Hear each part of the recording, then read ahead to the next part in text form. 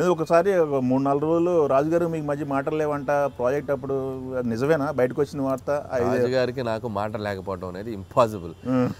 release date విషయంలో Sankranti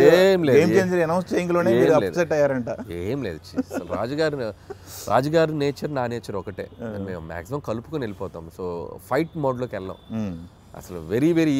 like minded people ఇద్దరం అస్సలు సమస్య లేదు అదేదో బయటకు అలా వచ్చింది కానీ డిస్కస్ చేద్దాం అనిల్ అని ఆయన వదిలేశారు నేను వదిలేశాను ఒక ఫైన్ డే వచ్చి వెంకటేష్ గారు ఆయన అనుకుంటున్నది ఆయన ఒపీనియన్ ఆయన చెప్పారు సినారియో అబ్జర్వ్ ఆయన అర్థం చేసుకుని అన్ని థింగ్స్ అన్ని కరెక్ట్గా ప్లేస్ అయిపోయినాయి తప్ప అలా అలిగి వెళ్ళటాలు అది ఏం లేదు ఓకే జస్ట్ రూమర్స్ అంతే వెంకటేష్ గారి కంటెంట్ చూసిన తర్వాత ఆయన ఫీలింగ్ హ్యాపీ ఆయన పాట పాడేటప్పుడు ఎంత వైబ్లో ఉన్నారో అవుట్పుట్ చేసుకుని అంత వైబ్లో ఉన్నారు వెరీ హ్యాపీ ఏంటి ఎట్లా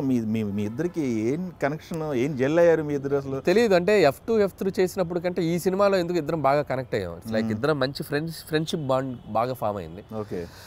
sometimes is like a teacher to me okay sometimes like is a very very good friend to me అంటే ఆ రెండు కరెక్ట్గా మేనేజ్ చేస్తారు ఆయన సినిమా టాపిక్ కాకుండా మీరు ఏం మాట్లాడుకుంటారు అసలు ఏం లేదు లైవ్లీగా ఉంటాం జోకులు వేసుకుంటూ ఉంటాం మాట్లాడుకుంటూ ఉంటాం పక్కన ఇద్దరు అమ్మాయిలు వాళ్ళు వీళ్ళంతా లైవ్లీగా అంటే కాలేజ్లో ఇప్పుడు మనం ఫ్రెండ్స్తో ఎలా ఉంటామండి మనందరం ఒక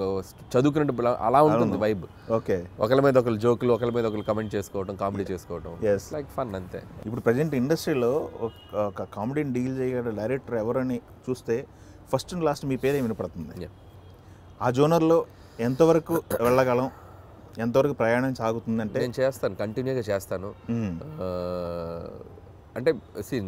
నవ్వించడం అనేది చాలా గొప్ప విషయం అది అంత ఈజీ కాదు సో మనం ఒక సినిమా చూడడానికి వచ్చి అబ్బాయి ఈ సినిమాకి వచ్చి మనం కాసేపు మన స్ట్రెస్ తీసేసుకోవచ్చు అని చెప్పి ఆడియన్స్ అందరూ ఈరోజు నా సినిమాకి వస్తున్నారంటే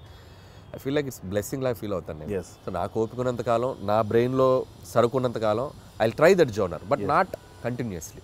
ఒక సినిమా తర్వాత సినిమా అవే సినిమాలు చేయాలని నాకు ఉండదు ఇప్పుడు ఈ సినిమాలో ఎంటర్టైన్మెంట్ క్వశ్చన్ 80% ఉంటే ఒక నెక్స్ట్ చేయబోయే సినిమాలో ఒక 50% నుంచి 50% యాక్షన్ యాడ్ చేస్తాను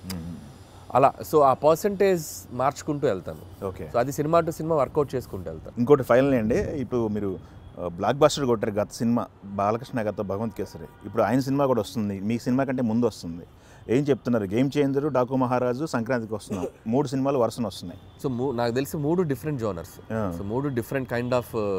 ప్లాట్ఫామ్స్లో వస్తున్నాయి అంటే గేమ్ చేంజర్ వచ్చేసి కంప్లీట్ పొలిటికల్ బ్యాక్డ్రాప్లో వస్తుంది డాకు మహారాజ్ వచ్చేసి complete mass and visual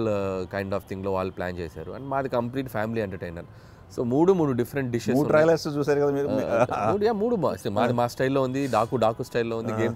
changer స్టైల్లో ఉంది స్కేల్ వైజ్ ఏది తగ్గట్లేదు ఎవరు తగ్గట్లేదు అన్నట్టు ఓకే సో ఆడియన్స్ సార్ అంటే ఏదైనా రిజల్ట్సే కదండి సో మన చేతుల్లో ఏముండదు సో థియేటర్లో పడ్డాక ఏ సినిమా ఎడ్జ్ తీసుకుంటారు అనేది ప్రజల చేతుల్లో ఉంది వాళ్ళకి ఏ సినిమా బాగా నచ్చితే ఆ సినిమా కొద్దిగా ఎడ్జ్ తీసుకుంటుంది మిగతా సినిమాలతో పోలిస్తే అది ఎట్లా ఉంటుంది అనేది రిజల్ట్సే అది మనం ఎవరు ప్రిడిక్ట్ చేయలేం సినిమా అనేది సక్సెస్ అవుతుందని చెప్పగలం ఏ రేంజ్ సక్సెస్ అవుతుందని ఎవరు ప్రిడిక్ట్ చేయలేం సో అది wait and see for the results అందరం మేము ఎగ్జైటింగ్గా వెయిట్ చేస్తున్నాం సో నా వరకు 3 సినిమాలు ఆడాలి గేమ్ చేంజర్ రామ్ చరణ్ గారికి బిగ్గెస్ట్ హిట్ అవ్వాలి సో మా రాజు గారి బ్యానర్లోనే సినిమా అండ్ బాలయ్య బాబు నా హీరో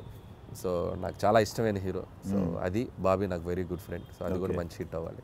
యాజ్ ఈజ్గా మా సినిమా January 14th వస్తుంది ఫుల్ ఫన్ ఫీస్ట్ హ్యాపీగా వచ్చి ఫ్యామిలీతో కూర్చోండి ఫుల్ చిల్ అయ్యి వెళ్ళిపోతారు ఒక ప్రాజెక్ట్ చేతిలో ఉండగానే రిలీజ్కి ముందు ఉండగానే ఇంకో నెక్స్ట్ ఏంటి అనే ఆలోచన వస్తుంది కదా నెక్స్ట్ ఏంటి అంటే